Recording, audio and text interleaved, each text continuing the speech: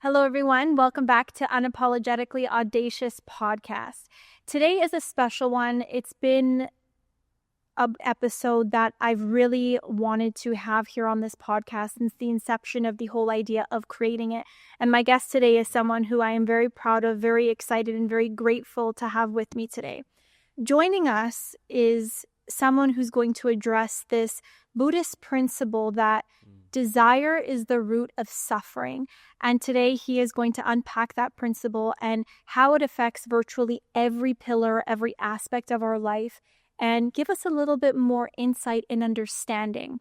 So joining me today is a globally recognized Buddhist monk. Bhante, thank you so much for coming. Oh, thank you, Rebecca, for having me at your podcast. You know, it is a great honor to have you here. I'm very grateful for your time, for your energy, you making it out here on a rainy day. There is this quote, right? And where desire is the root of suffering. And it's something that we hear time and time again. I feel like when we hear this word detachment, for example, it's often misunderstood.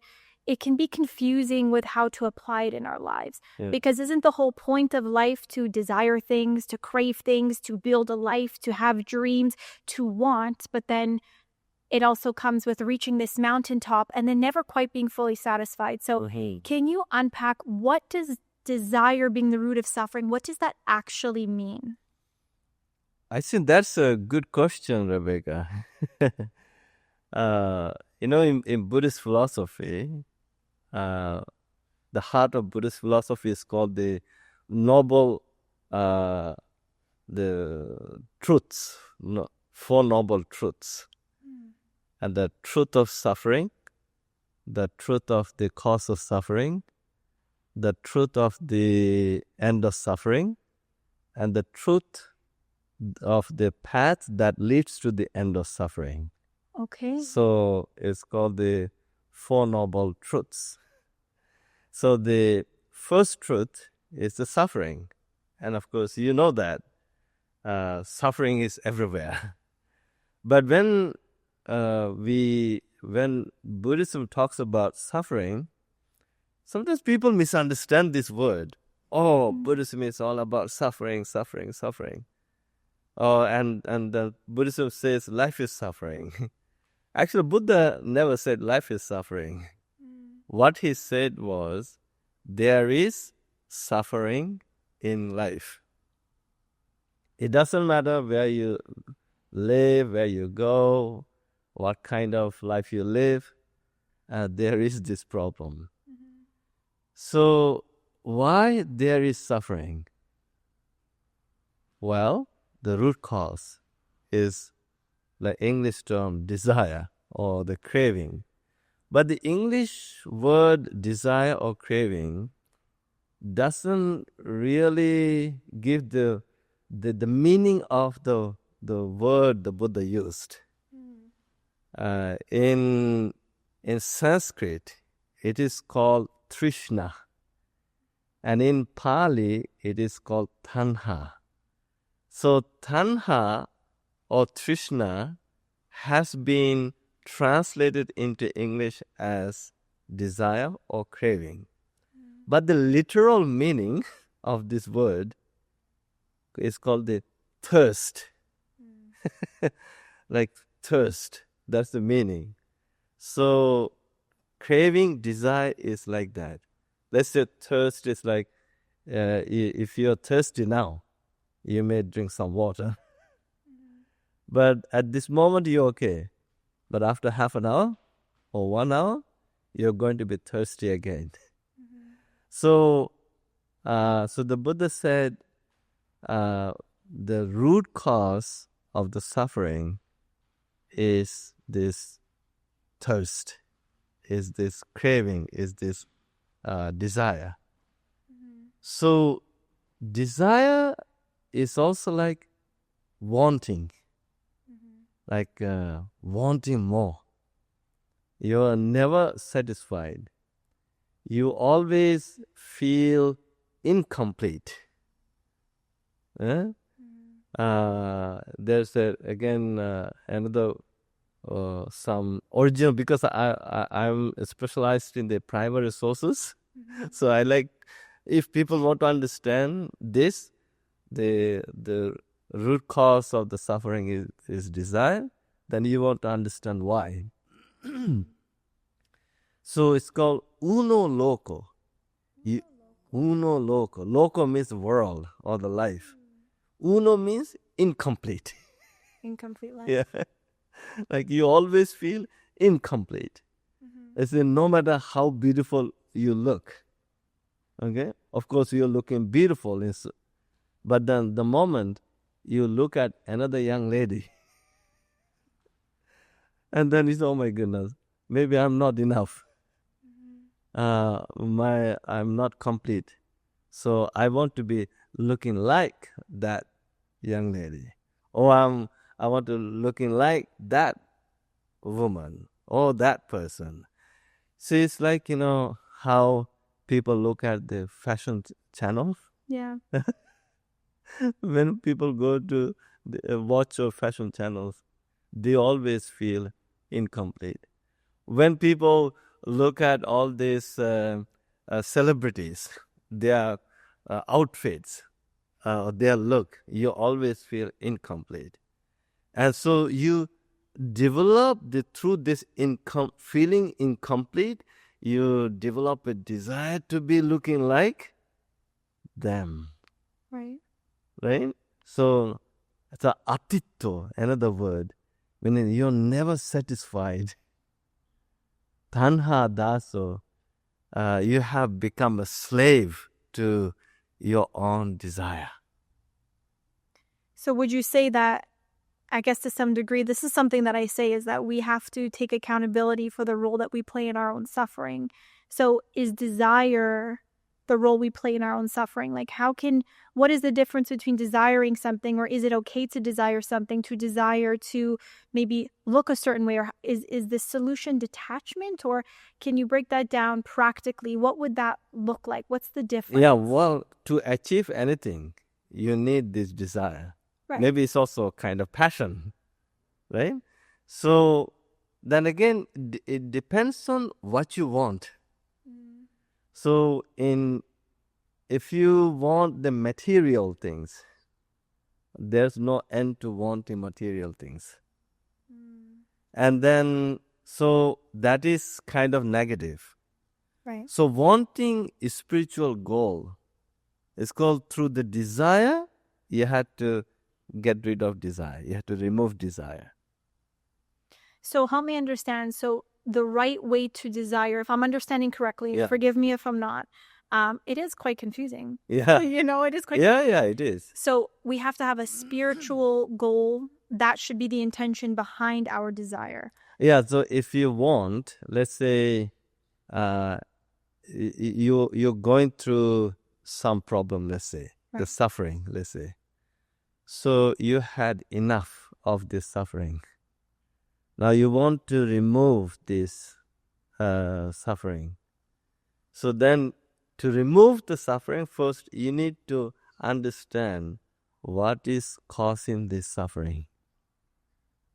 What is the root cause? There could be multiple causes.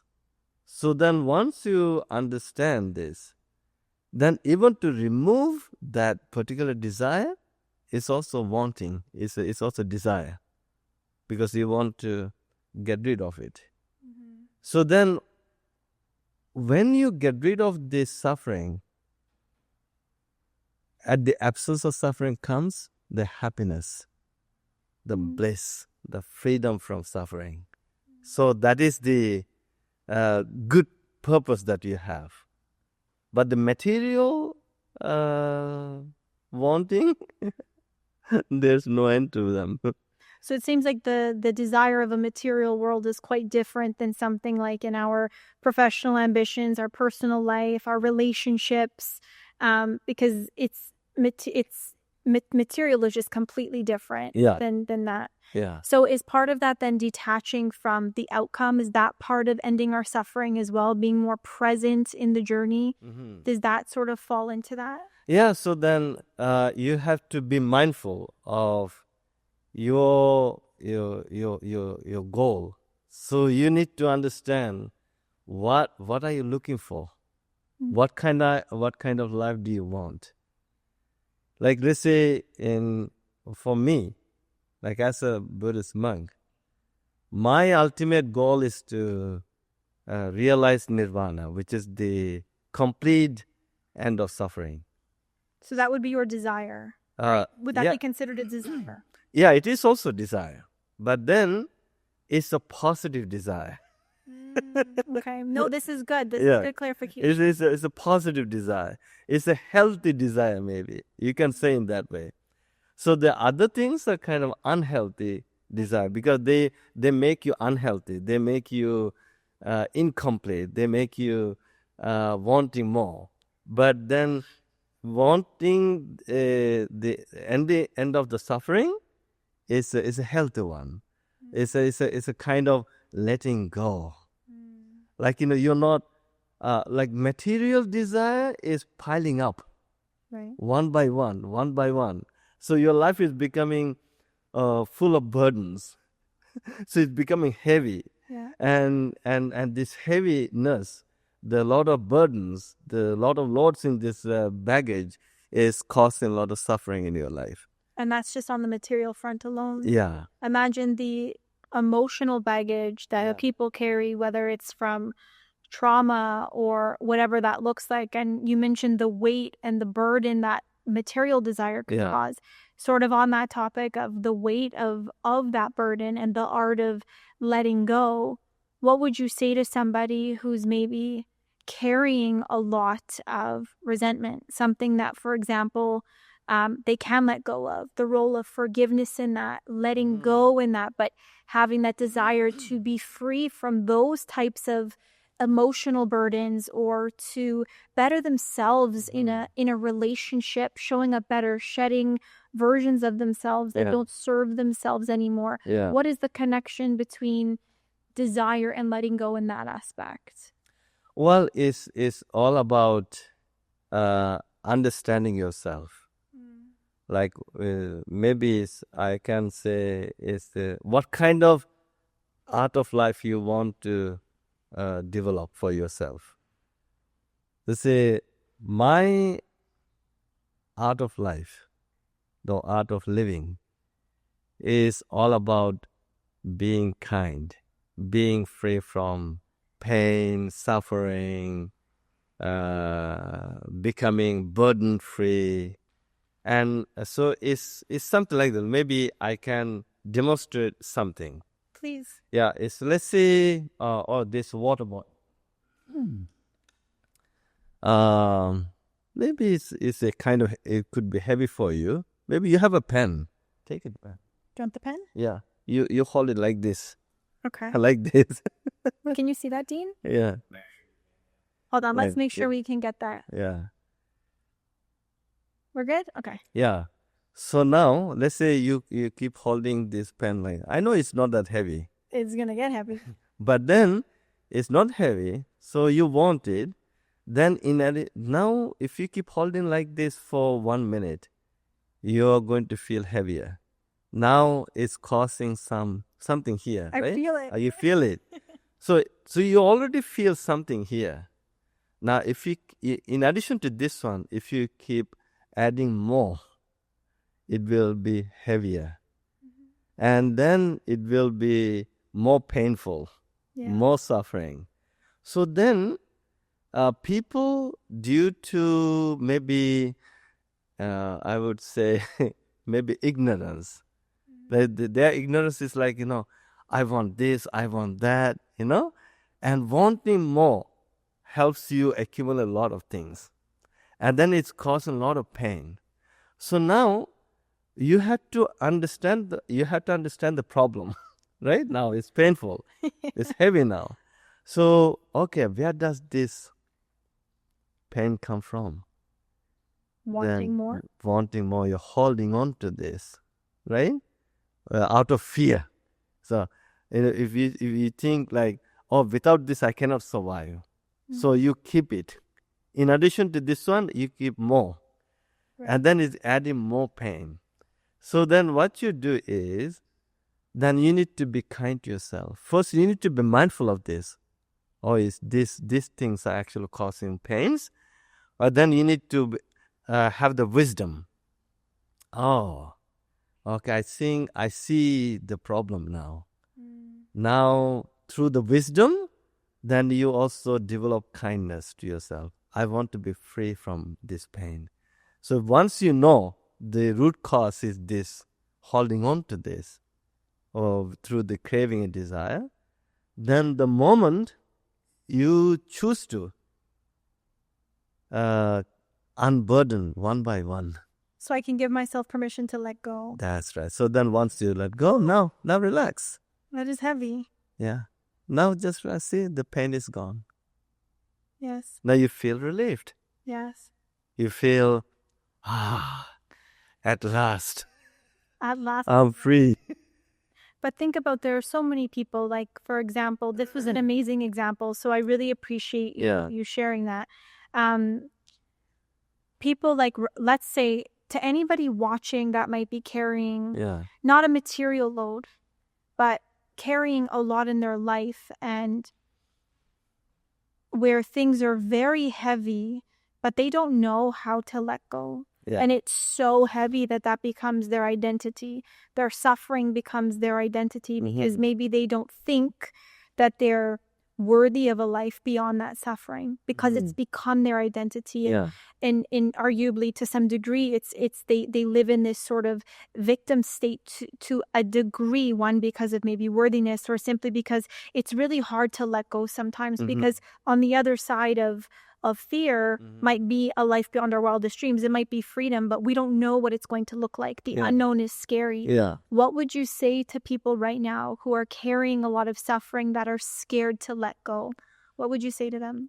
Well, first, you need to be mindful of your own experience of suffering. Without being mindful, I don't think letting go is possible. So now we have to understand three things. That these are three fundamental things.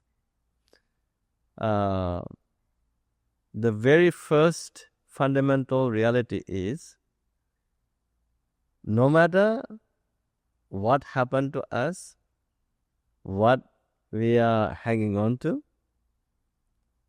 everything is impermanent. Everything changes. Even the things that happened years ago, actually they have changed. Now the problem is with us. What is the problem? We got stuck there. Now, I would like to bring a little bit of neuroscience into this. Please. That is, in this brain, we have two brains. One is called the Velcro brain. Other one is called the Teflon brain. So Velcro means glue or sticking. So the Velcro brain is a primitive brain. The whole purpose of the Velcro brain is to make you miserable. So it knows how to make you miserable. Whatever negative things that happen to you, Velcro brain wants you to stick to it. And Velcro brain keeps it glued, right?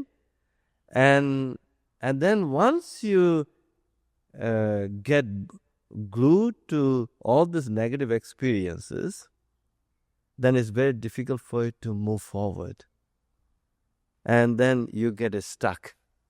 Then you become, you basically get stuck in that box. So it's like, if I relate this to in the Greek philosophy, they have a concept of the caveman. The caveman? Yeah. Oh. So the caveman has been living in that dark, dark, dark cave for years and years and years. But then he got used to that. He said, yeah, this is my life. I'm used to this darkness. But then in this darkness, this caveman is stumbling all over the places. Suddenly one day, this caveman sees a tiny glimpse of light. Okay? And then he becomes curious. What is this glimpse of light? And now this curiosity led the caveman to go towards that glimpse of light. The more he kept going towards the glimpse of light, much brighter the glimpse of light became.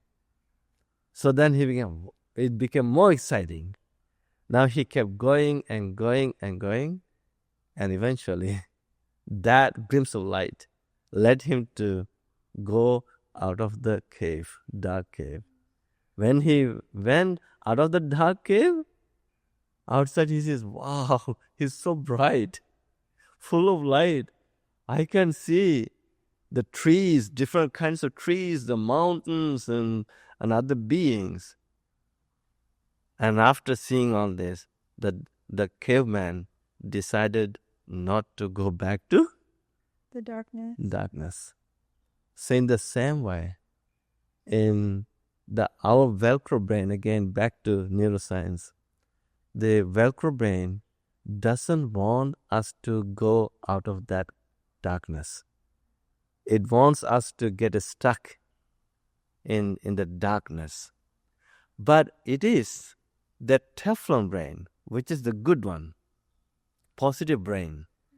And it wants you to be happy. It wants you to be healthy, blissful, and everything positive. But at the moment, the Teflon brain is very weak. Why? We did not feed that Teflon brain, good brain. All these years, we just kept feeding the Velcro brain. So it became stronger and stronger, and then it's very powerful. So we practice the meditation, cultivate mindfulness, cultivate kindness, love, compassion, and develop wisdom to feed the Teflon brain. So once the Teflon brain becomes stronger, more powerful, and the Velcro brain loses its strength. It loses its power. It becomes weaker and weaker. So now, when the Teflon brain or the mind becomes stronger, healthier, more powerful, and then it's okay. Now whatever happened, that's in the past. Let go of the past.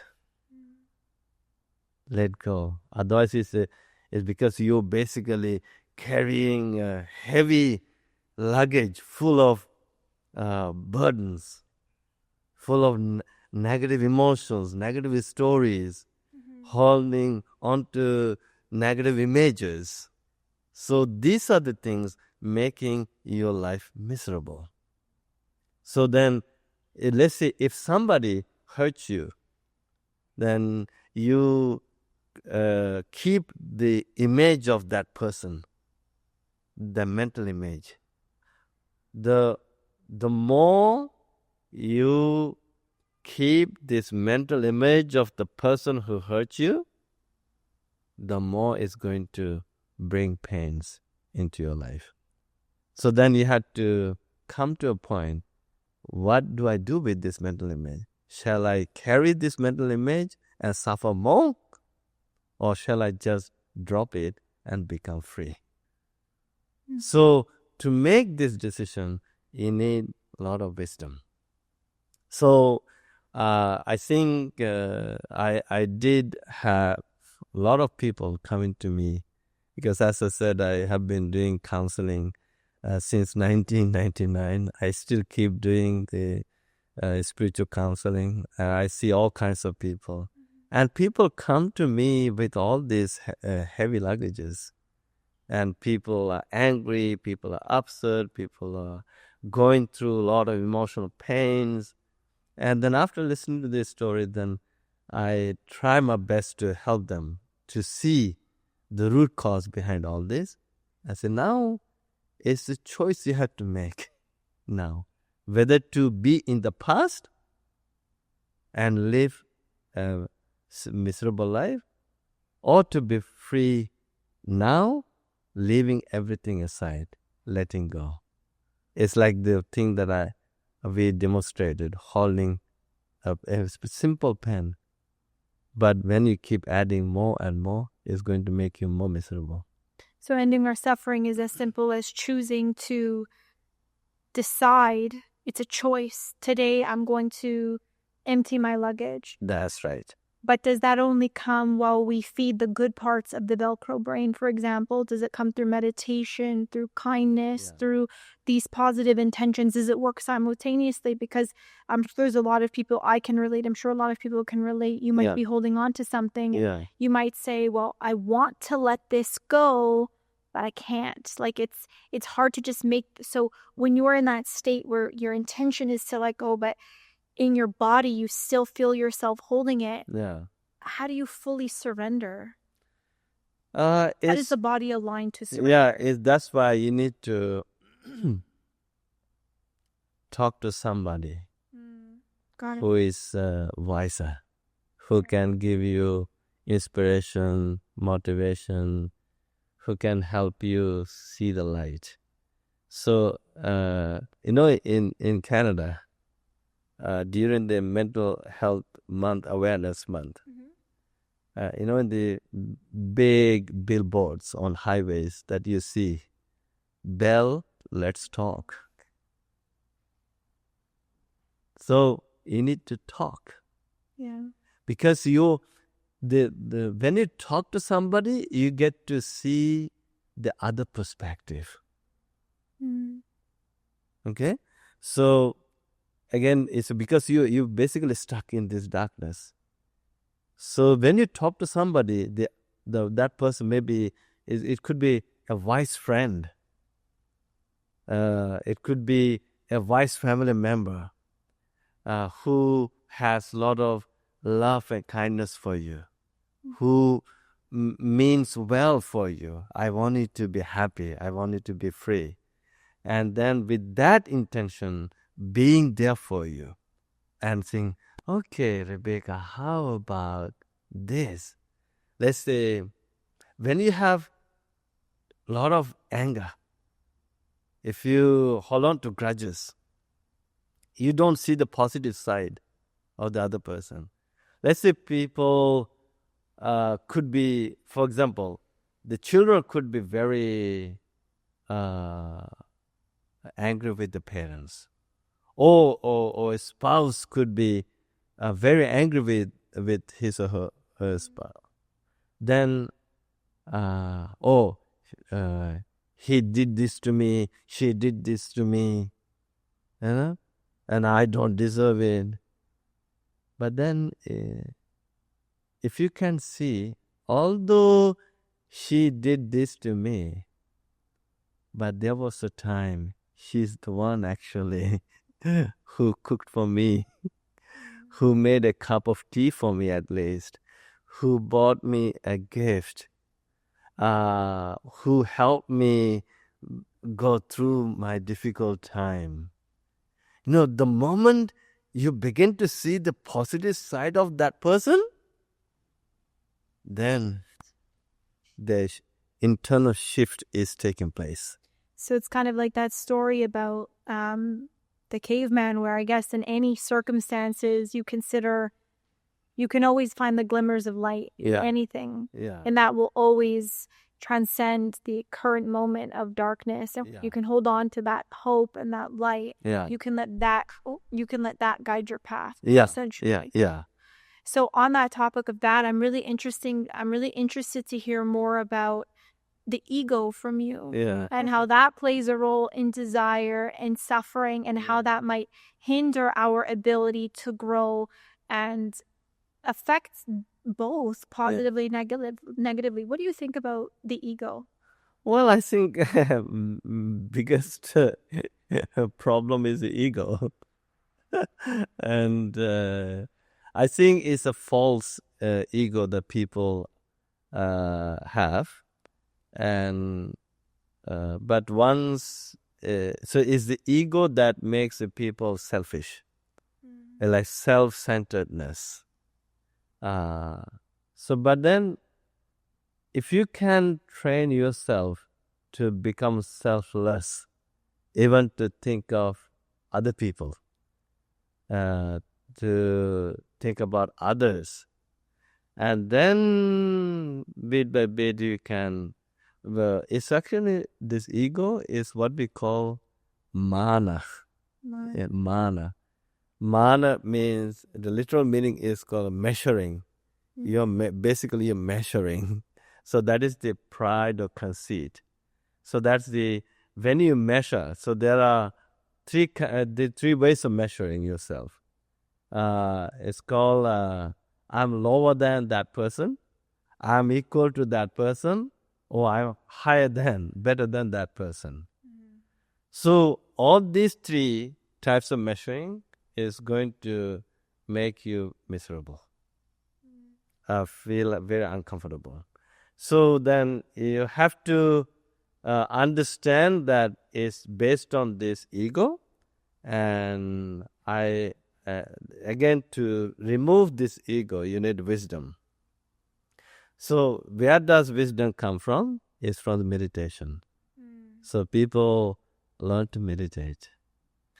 Okay, so meditation, can you break that down for us a little bit more? Because meditation is something that everybody talks about at this point. You hear it everywhere. It's very much a real practice. It allows us to become more in tune with our bodies, with our minds, with our higher selves, all of that. But for so many people, it's such a challenge to just sit still. And I know our thoughts are our thoughts. We have to be kind and let them flow. But because it's so hard to just sit still with our own bodies, people just forget it. They're like, I tried, I'm done. And it takes a lot of practice. So are you able to explain to us, what's an easy first step to meditation? Where can we start, and how can we overcome that intimidating, daunting feeling that comes with it? It's through the practice. You have to start. Yes. It comes from the moment you choose to meditate. It's like, minute by minute, let's say. People have to understand, meditation is all about dealing with yourself. And the moment you learn to deal with yourself, it's going to give you a lot of experiences. It's going to shed more light. Then you begin to realize that, oh my goodness, it seems I have a monkey mind. My mind is all over the places. So then this monkey mind is going to create a lot of problems for you. So then you have to understand, shall I continue living my life with this monkey mind, or shall I tame this monkey mind? So my teacher especially said at the beginning, it happens to everyone. It's not just you and me. To every meditation practitioner goes through this. Then you need to be patient. You need to understand the fact that meditation is good for you. It's very healthy. So then you train the mind and body. So you don't have to do the sitting meditation for hours and hours. Maybe you can start with 5 minutes. 5-minute meditation. Or maybe 1 minute meditation even. We also teach 1 minute meditation. What would that look like? It's like, let's say you have the breathing, the breath. So I always teach people, breathe like a dolphin. Breathe like a dolphin? How do dolphins breathe? The dolphins have a unique nature, personality. Anytime it encounters an adverse situation, the dolphin comes up and puts the head above the water and then takes a deep breath, relaxes, and then with the relaxed body and calm mind or whatever the entity it has, it goes back to that adverse situation to deal with. So in our life, let's say meditation can be practiced in so many ways. Like there are different postures.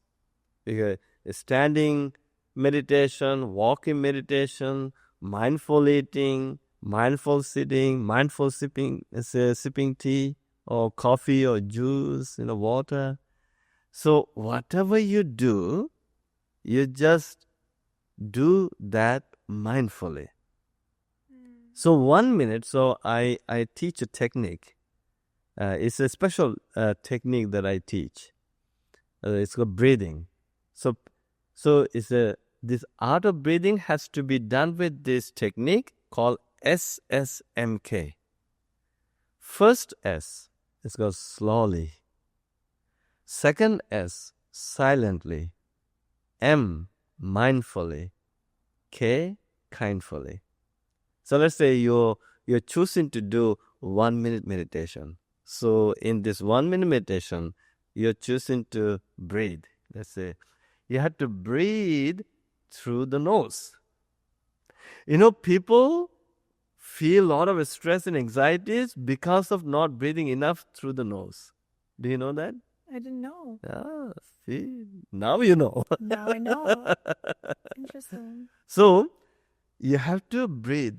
So now, if you're not breathing enough through the nose, oxygen can't go to every part of the body.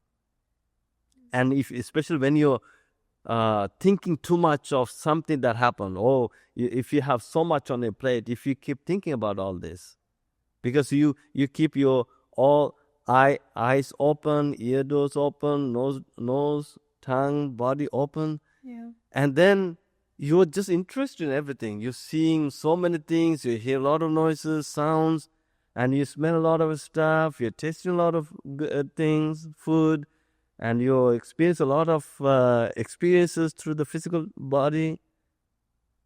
And then these are too much. Basically, so many information are going through these 5 channels. And they are overloading your mind. And then your muscles become very tense. They become very tensed. And then once muscles become tensed, oxygen can go through. And then what happens? Muscles become stiff. Then you feel like heaviness here in your heart or here on your chest. Oh my goodness, what is this? I never experienced this. Am I dying? That people start panicking. And then they become anxious. Then the stress level is going up. Right? So these things are happening every day. But then people ignore this. So then you have to love yourself. So you have to find time, at least 1 minute. So I'm teaching people every hour, the 60th minute should be the mindful minute for yourself. So stop everything. Okay. Just close all the channels, the ears, eyes, ears, nose, tongue, body, and just bring your mind here, your attention, and just try breathing in. First, you have to take a deep breath. So, take a deep breath and hold the breath for a few seconds. And then slowly let it out through the nose. Now, after taking a deep breath, when you hold it up for a few seconds, do you know what happens? What happens? Your lung gets filled with a lot of oxygen. And when you breathe out through the nose slowly, the lung pushes the oxygen to go to every part of your body, the muscles, all the cells. And once there are enough oxygen, all the cells begin to loosen. That's where you feel relaxed. So this breath is very powerful tool. Mm-hmm. So then anytime something bothers you, so you have to get back to the breath. Because it's called, in Sanskrit, it's called prana. Mm-hmm. Prana, even the pranayama, right? Mm-hmm. So prana means life. Breath is life. So you have to never forget to breathe. So then do the breathing through the nose slowly. Even for 1 minute, like you can, 10-15 seconds. Breathe slowly. Another 15 seconds. Try breathing silently. Another 15 seconds. Try breathing with 100% attention slowly and silently. And then another 15 seconds. Be kind to yourself. When you do this, you have to assume your body is the teddy bear. It's like, when the kids hold the teddy bears with so much love and kindness, how comfortable they feel, and then they can fall asleep. They feel comfortable. In the same way, during meditation, you need to assume your body as the teddy bear. Hold it with so much love and care and kindness. So be kindful. So then try breathing in and out slowly. Let's say 15 seconds. Try breathing in and out silently. Another 15 seconds. And try breathing in and out with 100% attention. Right? With another 15 seconds. And then try breathing in and out with a heart full of love and compassion for yourself. With this thinking, everything will be all right. Just breathe and relax. Thank you so much for breaking down that the way that you did, because I think so many people, including myself at times, really struggle with getting into that zone of meditation and really understanding, and we end up, it creates a lot of frustration, and then you want to give up. But the way that you say it makes it feel like it's achievable. Yeah. So I really appreciate you sharing this technique, and I think a lot of people are really going to value that as well and resonate. So I hope that everybody gets to try that. I know I certainly will. So I really appreciate that. A mindful minute on the hour, or at least once a day, right? Yeah. If we can do other things, surely we can take 1 to 5 minutes for ourselves. Yeah, what is a 1 minute, and get into the habit of doing 1 minute meditation. Yeah. But the psychologists, neuroscientists, and all the meditation teachers actually encourage people to do this for 50 minutes every day. And then once you create this new habit of doing daily meditation for 15 minutes, then you're going to feel comfortable. And then if you have time, keep doing more. And then it's going to transform your life. Rebecca, I have been conducting meditation sessions for the public since 1995. And now 30 years. Why do I do this? Because first of all, I enjoy what I do. And I know it helps people. And through meditation, I bring a lot of joy into the relief. So I know the benefits of meditation, and also I encourage people to do, in addition to this, mindful breathing with this, the art of breathing with this technique. And another technique I teach is the loving kindness meditation. Maybe you can combine the loving kindness phrases to breathing, even for 1 minute. That's also fine. So let's say for 15 seconds, you can say, when you breathe in, may I be. Breathe out, well. Breathe in, may I be. Breathe out, well, for 15 seconds. Another 15 seconds, may I be. Breathe in. Then happy, breathe out. May I be happy. May I be happy. Another 15 seconds. And then another 15 seconds, may I be peaceful. It has to go with the breath, the flow of the breath. May I be free. May I be happy. So we can include our affirmations in this. Yeah. So anything that helps you relax your mind and body. Oh, I love that. So this thing, may I be well, may I be happy, may I be peaceful, may I be free. So now why? This is also very much neuroscientific. I know the brain, whatever you think, whatever you say, your brain plasticity, your brain begins to fire neurons based on what you're thinking, what you're saying. So whenever you say, may I be well, and the brain begins to fire the wellness neurons. When you say, may I be happy, and the brain begins to fire happiness neurons.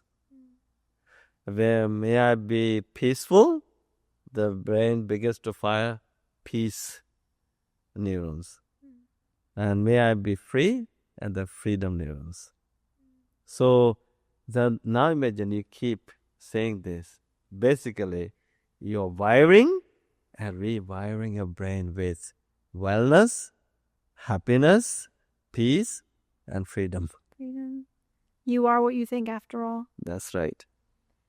I really do appreciate the way that is all explained. I feel like for the first time for a lot of people, at least I know for me, I'm still very much a student as well. It's such a tangible, it feels, like I said, it feels very achievable. It's very tangible. And it actually, I know it'll make other people listening and watching, I'm sure, but it makes me very optimistic and hopeful and excited to incorporate this technique into my practice and to want to, for that reason that you explained. But we actually don't have too much time left, but something I really want to cover that really stands out and really resonated with you and me was Canada, a mindful and a kind nation. So I personally am a big proponent and advocate for spreading love and kindness and what that can do for other people and the ripple effect and how kindness goes such a long way. And kindfulness, as you say. Can you share with us what is the message behind this? What is it that you're hoping people will take from this, and what can people take from this? Well, for me, I love the humanity.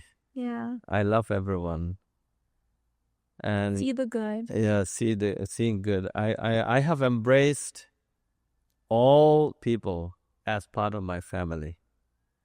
So if I see somebody is hurting somebody, that makes me cry, I feel the pain here. And now, why is that? In the past immemorial, everybody has been my mother, my father, my brother, my sister, my wife, my husband, my son, my daughter, my grandchild, my friend, my colleague, my aunt, my uncle, my grandparents. So when you're hurting someone, basically you're hurting your own family member. Mm-hmm.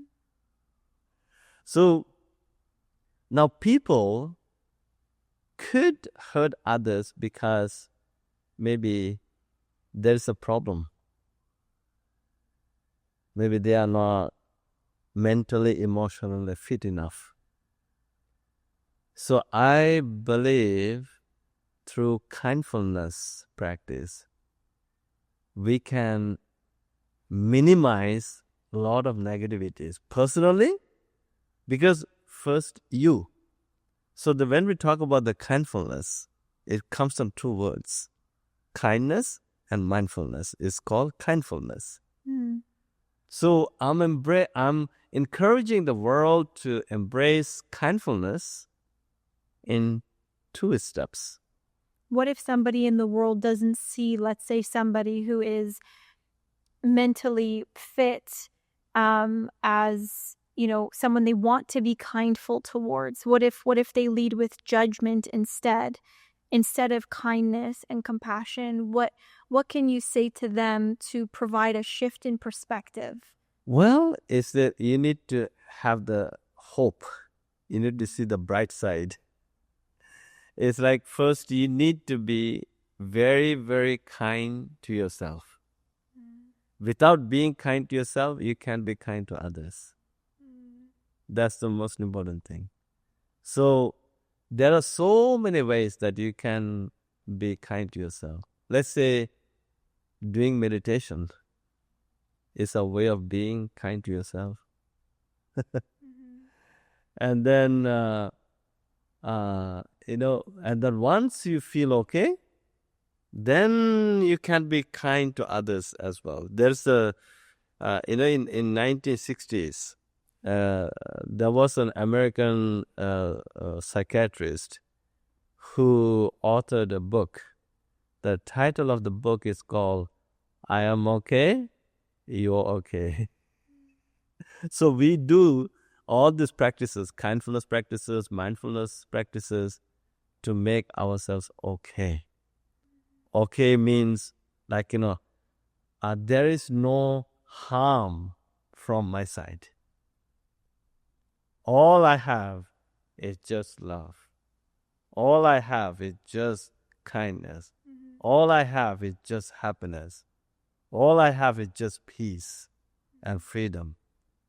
So then, when you become such a person, you know how people say, thousands of candles can be lit from one candle. Mm-hmm.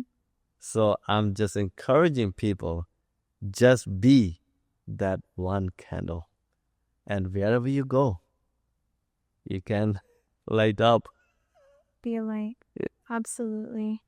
You might not be able to change the whole world at once, but you can change one person's world one at a time. And when you do that, it really does create a ripple effect. Yeah. Because kindness goes a long way. That's right. Bhante, we only have a couple minutes left. Yeah. And I have one question I want to ask you. And I always give our guests that opportunity.